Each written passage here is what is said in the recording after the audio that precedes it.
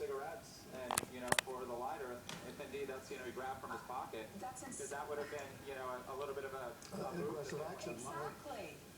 And that just sort of indicates further that he's not thinking obviously rationally. And Rick, those are what, windows right there in the garage going to the house? Those are windows on the second floor of the home immediately north of the home where, the rooftop he's on now. He's been jumping from those two residents back and forth. You got the wood shake roof there and the dual roof on the bottom of your screen there. And he's just been moving back and forth. And like Marvin Potter. goes, trying to see what's going on and trying to get this guy down. And it's a standoff situation now. And at one point, they need to bring in some sort of crisis negotiator. If that's the case, we don't know what he's telling the officers down below. From our vantage point, they're dealing with a very erratic individual, may or may not be armed. And, as we keep spending time here, we're pretty certain that they know more about him, and it'd be interesting for us to know.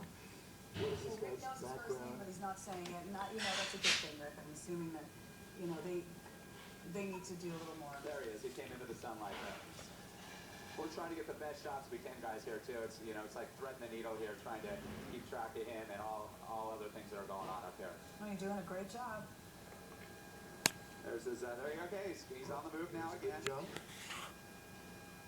Hiding behind the chimney there. Looks like he's going to go to the house on the Remember north earlier, side of Malcolm. along the side, he really did a Spider-Man thing along those windows. Yeah, It he was was doing amazing. pull-ups and Yeah.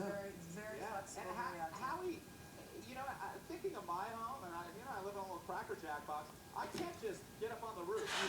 It's not any. The way that he was moving earlier was saying either he's extremely athletic or he's on something, he's really hopped high, up and yes. he's, able to do things that he wouldn't normally be able to do. And can you, I don't know if you can ascertain from where you are, is he making a complaint when he talks to the officers? Is he stating a case of any kind? It appears in his agitated move, he's trying to convey some sort of information, Steve. Whether it's relevant to what's going on, who knows? You just don't know in situations like this.